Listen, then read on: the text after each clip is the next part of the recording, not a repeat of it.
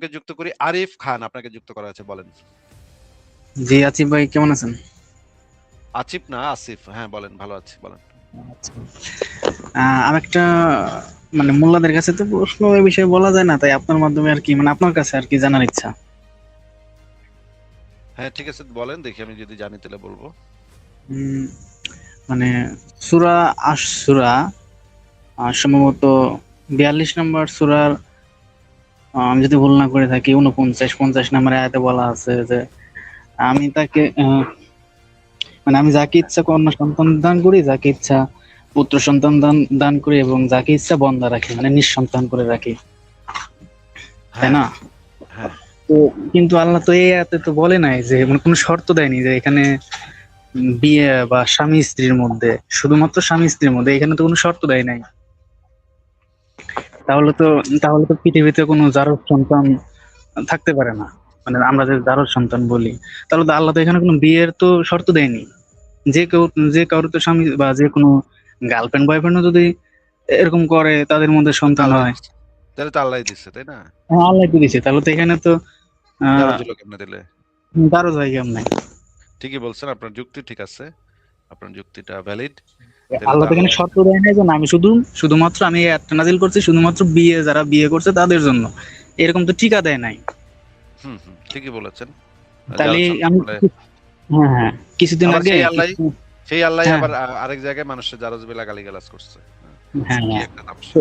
হ্যাঁ বলেন।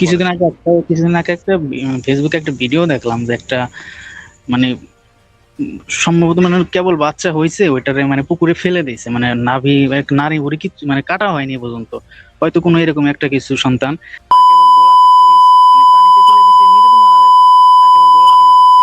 তো আমার এটা দেখে খুব এগুলা এগুলা আমার এই লাইভে এগুলা বললেন না ভাই, না, এগুলা আমি ঠিক এগুলা শুনতে চাই না। ঠিক আছে ঠিক আছে, আমি এখানে এখানে বলতে চাচ্ছি যে এইটা যদি শুধু ওয়েস্টার্ন ইউনিয়নে হইতো তাহলে কিন্তু ওই ওই বাবুটারে মারা হইতো না, এ শুধু বাংলাদেশ অঞ্চলে মান সম্মানের ভয়ে কিন্তু মারা হয়েছে। হ্যাঁ, ইউরোপে বা আমেরিকাতে যদি হইতো তাহলে এটা এই রকমের ঘটনা তাহলে ঘটতো ওই না, সন্তানটা বেঁচে থাকতো না। বেঁচে থাকতে পারতো। হ্যাঁ, হুম হুম। আর আপনার সাথে আরেকটা পুরোপুরি একমত। আর কি কিছু এই বলবেন? আয়াত অনুযায়ী আমার আরেকটা কথা আছে যে এখানে তো আল্লাহ মানে বলে নাই যে আমি যাকে ইচ্ছা আবার হিজড়া সন্তান দান করি, এটাও তো বলে নাই ভাই। হ্যাঁ বলে নেই। কিন্তু হিজড়া সন্তান কি কি এটা কি আল্লাহর না? হিজড়া যে হয়, আল্লাহরই তো, হ্যাঁ আল্লাহই তো তাহলে দিতেছে, যদি ইসলাম সত্য হয় তাহলে তো আল্লাহই দিতেছে। হ্যাঁ, তাহলে যে আল্লাহ তো কোরআনে তো হিজড়া টিজড়া বলতে কিছু আছে কিনা যদি বলতেন। হ্যাঁ, মানে হাদিসে হিজড়াদেরকে বিতাড়িত, পরিবার থেকে, সমাজ থেকে বিতাড়িত করতে বলা হয়েছে আমি একটা হিজড়াদের। মোল্লার শুনছিলাম যে হিজড়া সন্তান নাকি শয়তানের সন্তান, আর হ্যাঁ এটাও, শয়তান আবার মানুষ বানায় কিভাবে, হ্যাঁ সৃষ্টি করে এটাও বলা কিভাবে? আছে, ঠিকই বলেছেন, এটাও বলা আছে।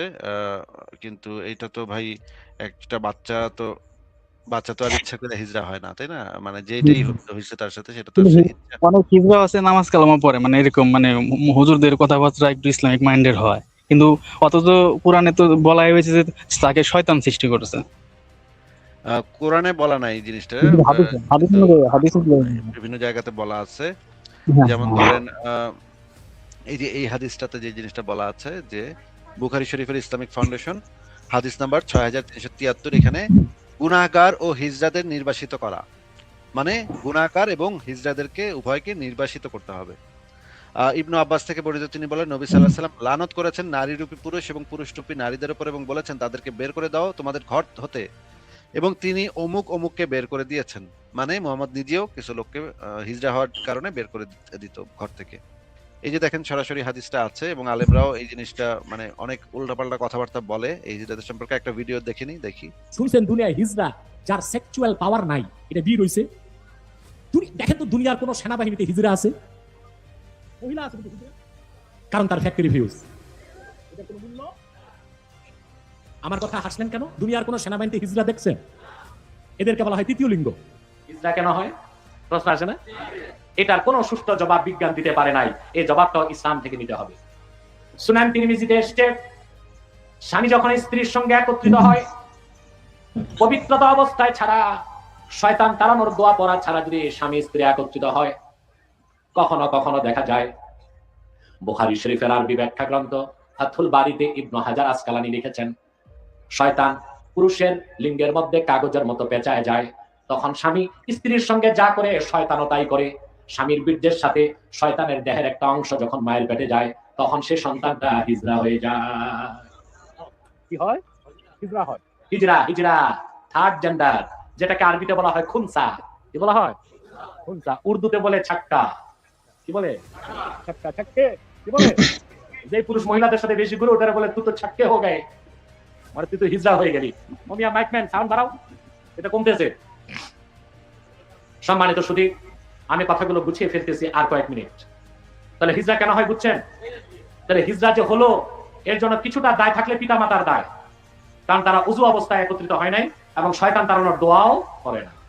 হাদিস শরীফে এসেছে, নেককার ব্যক্তি উযু অবস্থায় যদি স্ত্রীর সান্নিধ্যে যায় আর দোয়া করে নেয়, আল্লাহুম্মা জান্নিবনা মিনাশ শাইতান ওয়া জান্নিবিশ শাইতানা মিম্মা রাযাকতানা, স্বামী স্ত্রী যতক্ষণ একান্ত মুহূর্তে কাটাবে শয়তান কাছেও যেতে পারবে না, তখন ওই সন্তান পেটে নিরাপদ থাকবে, সুস্থ থাকবে। আর যদি শয়তান অংশগ্রহণ করে, ওটা হয় হিজড়া হবে, নয় মানসিক বিকারগ্রস্ত হবে, কিংবা অটিজম হবে। কি হবে? অটিজম। রংপুরে দেখ হিজড়া মহিলা এমপি ইলেকশনও দাঁড়াইছে, প্রায় 22,000 ভোটও পাইছে। হ্যাঁ, পাশ করে নাই, ভোট তো পাইছে 22,000 নিয়ে যায়। আপনি বাংলাদেশে ভোট আছে 12 কোটি, পুরুষের ভোট 6 কোটি বেশি, আর মহিলার ভোট 6 কোটির কম। আর সারা বাংলাদেশে হিজড়াদের ভোট আছে 852টা। কতটা? 852টা মাত্র। মাত্র সারা দেশে হিজড়া ভোটার আছে কত?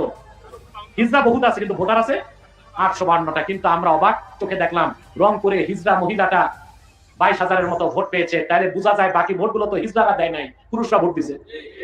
এটাও একটা প্রশ্ন, যে দেশের পুরুষ একটা হিজড়ারে আইন তৈরি করার জন্য সংসদে পাঠাইতে চায়, ওই জাতির কপালে দুর্দশা ছাড়া আর কি থাকবে? দেখলেন কিভাবে হিজড়াদেরকে অপমান করা হইতেছে, কিভাবে তাদেরকে ছোট করা হইতেছে। এই বিষয়ে হ্যাঁ হিজড়ারা যদি এগুলো শুনতো, হিজড়ারা যদি এগুলো শুনতো, তাহলে তো মানে কোনো হিজড়া ইসলামিক মাইন্ডের দিকে আসতো না। হ্যাঁ, এবং এই বিষয়ে নাসরুল বাড়িতে যেটা বলা আছে, দেখেন এখানে বলা আছে, গুনাহগার ও হিজড়াদের নির্বাসিত করা। ব্যাখ্যা, শাসক ও বিচারকের জন্য কবিরা গুনাহে লিপ্ত ও হিজড়াদেরকে নির্বাসনে পাঠানো জায়েজ। এই জিনিসটা আরো অনেকগুলা বর্ণনাতে এই জিনিসটা পাওয়া যায়, এবং আরো বিভৎস বর্ণনা আছে। এই যে অনেকগুলো হাদিসে বলা আছে তাদেরকে ঘরের ভিতরে প্রবেশ করতে না দিতে, তাদেরকে বের করে দিতে, তাদেরকে নবী হিজড়াদের বিতাড়িত করতেন। নাসরুল বাড়ি, এখান থেকে আমরা দেখে নিই, নাসরুল বাড়ি 8ম খণ্ড পৃষ্ঠা 426।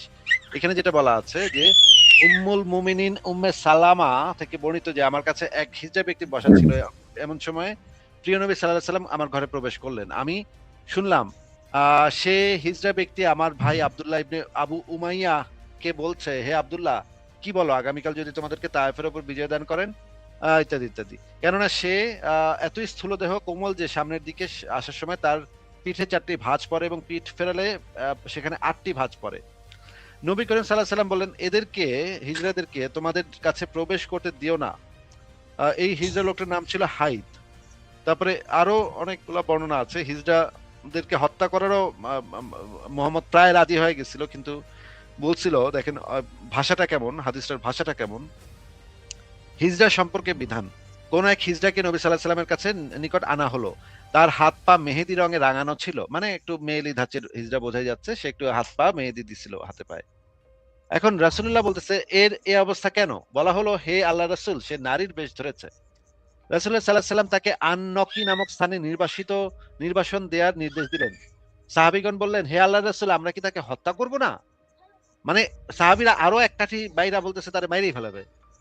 মানে সে মানে পায়ে হাতে পায়ে মেহেদি দিছে, মেহেদি লাগাইছে, এবং মেয়েদের মতো হয়তো জামা কাপড় পরছে, তারা মাইরেই ফেলবে তারা। এই জন্য বলতেছে যে আমরা কি তাকে হত্যা করব না?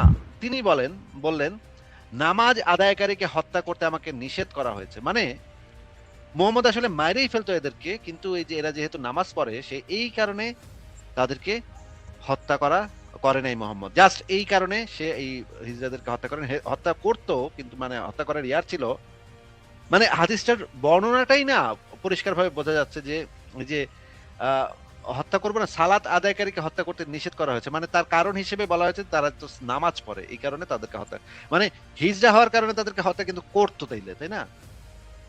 হাদিসটার বিবরণটাই একটা বিভৎস বিবরণ, একটা ভয়ঙ্কর বিবরণ, যে মানে হিজড়া হওয়ার কারণে তাদেরকে, আরে হিজড়া তোরে করছে কেরা? ও করে হিজরা করছে কিনা তোর আল্লাহ তো করছে, হিজরা যদি হয়ে থাকে তাহলে তো আল্লাহ তো এটা করছে, তাহলে তুই কেন ওদেরকে এই কারণে হত্যা করবি রে বেটা? মানে এটার আরো বর্ণনা আছে মিশকাত শরীফের 4481 নম্বর হাদিস। এই হিজরাকে না আনা হলো এবং তার হাতে পায়ে মেহেদি লাগানো ছিল। একে এই যে নাক্কি শহরের বাইরে নাক্কি নামক স্থানে নির্বাসিত করা হলো এবং তাকে জিজ্ঞেস করা হলো আমরা কি তাকে কতল করব না? তখন নবী বলল যে সালাত আদায়কারী ব্যক্তিকে কতল করতে আমাকে নিষেধ করা হয়েছে। এটা নবী বলল না, নবীর ভাষাটাই তো মানে খুবই মানে প্যাথেটিক একটা ভাষা, খুবই প্যাথেটিক একটা ভাষা। এবং হিজড়াদের জন্য আমরা যারা মানে যুক্তিবাদী মানুষ যেটা দাবি করি, একটা সমাজে, একটা সুস্থ সভ্য সমাজে হিজড়াদেরও নাগরিক অধিকার, সমান নাগরিক অধিকার থাকবে। তাদের উপরে সব ধরনের সহিংসতা এবং সব ধরনের অপমান, এই জিনিসগুলো বন্ধ হবে। হ্যাঁ, এই লেখাটা আপনি পড়তে পারেন, এটা সংশয়.com-এ আছে। আমি টাইটেলটা দেখিয়ে দিচ্ছি আপনাদেরকে। ইসলামী শরিয়া রাষ্ট্রে হিজড়াদের নির্বাসিত করা, এটা আপনি পড়ে নিতে পারেন। হ্যাঁ বলেন।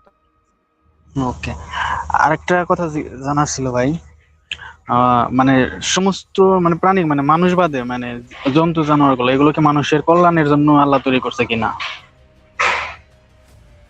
ইসলাম অনুসারে মানুষের কল্যাণে, মানুষের যেন তাদের সেগুলো থেকে লাভ পেতে পারে এই জন্য তৈরি করছে। যদি তাই হয়ে থাকে তাহলে কোন একটা মানুষ যদি অ্যামাজন জঙ্গলে যায় তাহলে তো তাকে খেয়ে ফেলবে, তাই না? তাহলে মানুষের জন্য প্রাণীর সৃষ্টি মানে প্রাণীর কল্যাণ কি থাকলো? সবাই সবাইকে খাইবে, এটাই তো নিয়ম। হ্যাঁ ভাই, মানে তাই না? মানে আপনার মানে ওনাকে অ্যানাকন্ডার যদি মানে মানুষের কল্যাণের জন্য যদি অ্যানাকন্ডা সৃষ্টি করে রাখে আল্লাহ, তাহলে অ্যানাকন্ডার সামনে যদি কেউ যায় তাহলে তো অ্যানাকন্ডা ওকে খেয়েই ফেলবে ওর খিদা লাগলে, তাই না? হ্যাঁ তা তো খাবে। তাহলে ওর মধ্যে কল্যাণ কি আছে? মানে সৃষ্টি জগতে তো সবাই সবাই খাবে, এটাই তো নিয়ম। মানে আমাকে একজন খাবে, আমি অন্য একটা প্রাণী খাবো, আমাকে অন্য কেউ খাবে। হ্যাঁ, এটা তো আসলে মুমিনরা তাই না পেঁচায় হয়তো নানা ধরনের উত্তর দিয়ে দিবে আপনারে, কিন্তু কিন্তু আমার কাছে কোনো উত্তর নেই। ঠিক আছে আরিফ খান ভাই, আপনাকে তাহলে বিদায় দিই। আচ্ছা ঠিক আছে, ধন্যবাদ। ঠিক আছে, ভালো থাকেন তাহলে।